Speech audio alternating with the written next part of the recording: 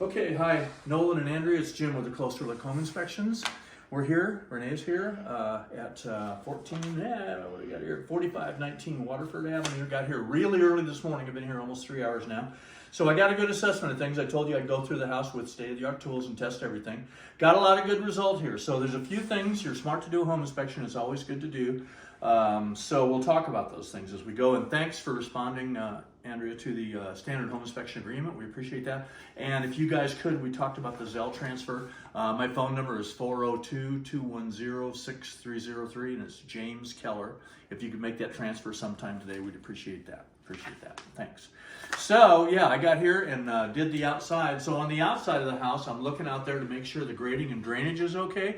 It's pretty good. You'll see my comments in the report. We just want to monitor that so the grading at the house stays up so the water runs away from the house, okay? The concrete out there is pretty good, but the driveway has settled some. So where you step into the garage, the driveway is settled, and we'll walk out there and see it.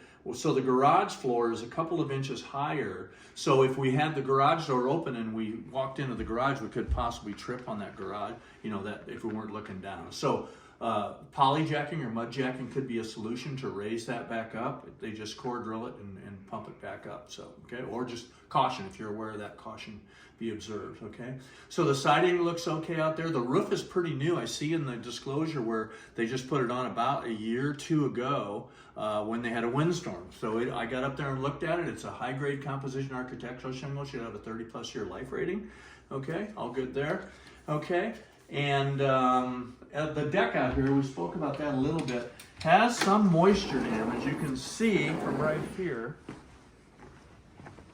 where it's got some damage right there. So we want to get that repaired. We don't want that to get to the point where it could be a tripping hazard, possibly come out more.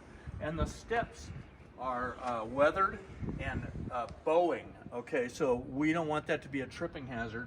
The staircase is kind of loose, the railings are kind of loose, and the stair treads are warped. So we want to get those fixed so it isn't a tripping hazard. You'll see all that in the report out there, okay?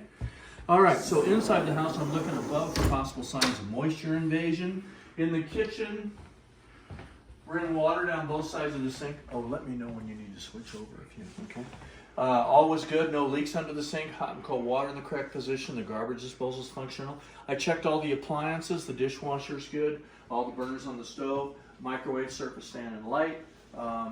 There is no water supply to the refrigerator. I'm seeing this more and more all the time. Really? Some people just don't want to have the water here hooked up to, or the ice. I'm not sure why. I think they think possibility of it could possibly leak, I guess, okay? Or the kids, maybe the kids make a mess, I don't know. But that's not, it probably is functional. I don't know that for sure. The water just needs to be hooked up to it, okay? Got a nice little pantry here, always good with that. Okay, check the GFCI outlets. That's the outlets by the sinks that have the protection, okay, to test them to make sure they're all operational, and all the outlets like that, I test them like that. Okay, you can test them with this test button right here. You have them by the sinks in the kitchen and the bathrooms.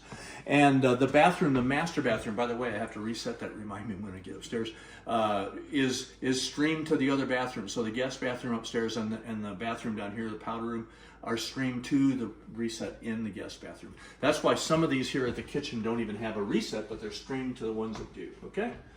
All right, a few lights out here and there you can see, probably just the bulbs. I don't go around changing bulbs, but that's the deal.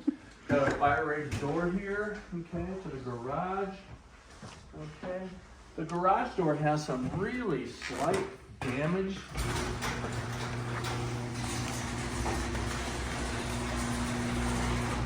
Like, I don't know if it came down on something. You see the little dent right there? It doesn't seem to be affecting the operation, so I'm not sure if something hit that. See it right there? Yep. Okay, but it doesn't seem to be affecting the operation any, okay, out here. All right, now they've used an extension cord right up here above us to plug in this garage door opener. We're not a fan of using extension cords for permanent wiring. I know people do this all the time, so it depends on how you feel about it.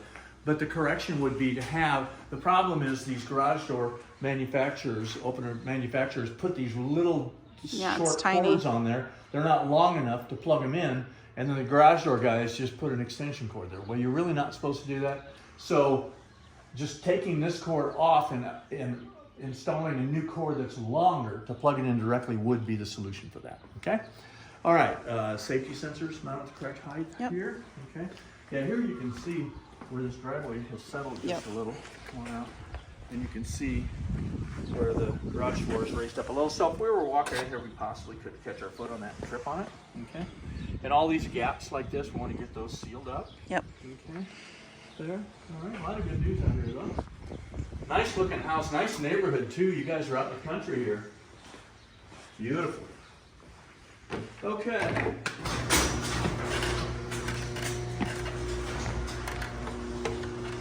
All right, back in here. Here we have the doorbell.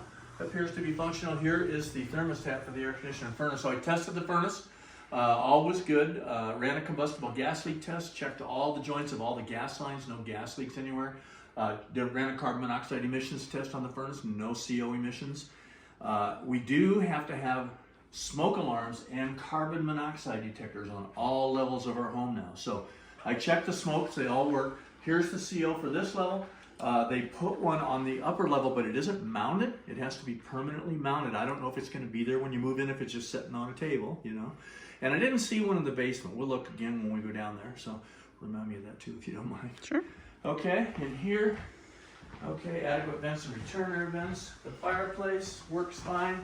You can see the glass is fogged a little. Yep. That happens. The residual of the lack of burn-off sometimes of all of the fuel supplied will cause that. They've got a product at the hardware store you can buy in a spray bottle that you can clean it, take that glass off and clean it for that, okay? To get a better effect there.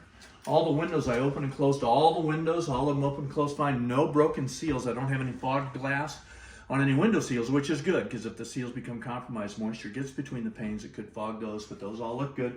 There is some minor damage to some of the screens, though. It looks like there might have been a storm within the past 11 years at this home, and there's some minor damage to the screen. So Ace Hardware fixes screens for $8. You can't even fix them yourself for that price, so I take them there and have them fix them. That's what I'm told anyway, that they do that for that price. Okay, in here then, this little powder room, we'll call it. Bathroom in here. So in the bathrooms, I fill all the tubs, run the showers, fill the sinks, flush the toilets, dump everything drained fine, no leaks, no bathroom issues. Renee, that's a miracle. As Renee knows, we usually find this or that, a little leak here, a little something there, but no bathroom issues at all. So the toilets are bolted firmly to the floor. The GFCI is reset. We'll have to reset that one up there. The vent fans work fine. The doors open and close fine down here. Nice little closet here. Okay. Adequate vents and return air vents. So going up here, watch your step. Good sturdy handrails for safety. Going up here. And the admiration area. Okay. And good sturdy handrails here. Okay, so this was the first door that I checked. And it's sticky. You can see it's really hard to close here. So I thought, oh great, are they all gonna be that way? Did we have a lot of settling here? Some minor settling occurred. This is the only door in the house. That happened, thank God, okay? So just some adjustment or a little shaving at the top would take care of that, okay? This room, light ceiling fans. You can see the screen damage if you get close enough there, a little bit on the screen there. Okay, screens are cheap to fix. Okay, and on this door, the bottom door guide is missing. Yeah. Off there, so no big deal. The other ones are present. Those cost like $1.75 at the hardware store. We'll pause here.